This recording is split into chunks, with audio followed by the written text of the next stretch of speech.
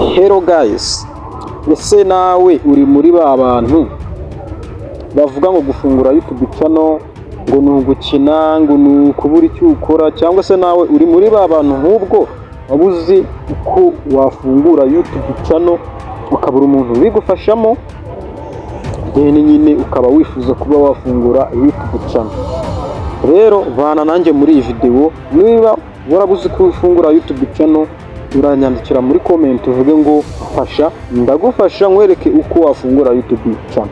Noneho rero muri iyi video ngiye kuba nakubwira impamvu eshatu ugomba kuba wafungura YouTube channel, kandi muri izo mpamvu ndakwemeza uburyo ki, cyangwa se nawe uraza kuba wabyiyumvira, nawe uraza kubona ko ibyo ndi kukubwira ari ukuri my friend. Rero niba uri mushyashya kuri channel yacu, kanda subscribe, nurangiza ukore kunzogera kugira ngo ntihakagire video n'imwe gucika, nurangiza ukore like kuri iyi video. Abantu rero mutaze gukanda like nyine ya guys, hari igikuntu nyine video igufasha ugahita ukora ku gakomwe nyine kameze gutya ukayikunda, nyine biriya nyine biduha motivation nyine, bigatuma tumenya ko video zacu nyine hari akamaro zagize. Ariko iyo udakanze like nyine tuhita tubona ko nyine nta kamaro nyine ibintu nyine biba byagize. Rero dore impamvu ya mbere ugomba gufungura YouTube channel. Ikintu cya mbere, YouTube channel hari igihe impamvu ya mbere ubundi ni ukuyibyaza amafaranga, kuyibyaza umusaruro.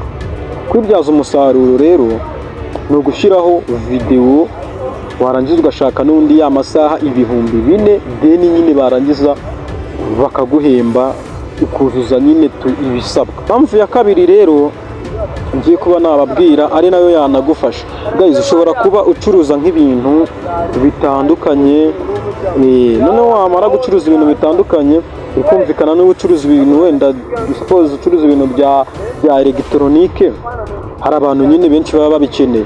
Rero YouTube channel yagufasha kugira ngo wamamaze ibikorwa byawe, sibyo?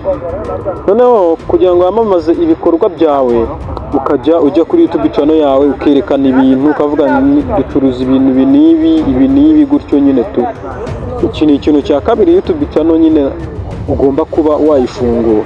Ikindi kintu cya gatatu ari nacyo cy'ingenzi kandi kinakomeye cyane, ni ukuba ufite ibitekerezo byiza byafasha abantu. Urugero, ushobora kuvuga ngo wenda ushobora kuba wavuga ni wenda mfite wenda n'imiti runaka ya kinyarwanda cyangwa se ibindi bintu wenda byafasha umuntu. Hari abantu baba bakeneye ubufasha nk'ubwo ngubwo, cyangwa se ukamubwira nti ngewe nzi uburyo bakoramo iki kintu, noneho warangiza ukabyandika cyangwa se ugakora video yabyo kuri YouTube ukayishyiraho, warangiza ugashyiraho nimero ya telefone, akaba yaguhamagara ukamufasha akaguha amafaranga.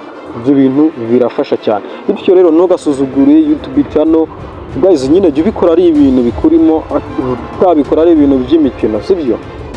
Ari nako rero nkubwira ngo niba warebye iyi video uri umuntu w'umugabo cyane, ari nako nkubwira ngo tuzasubire mu yindi video itaha.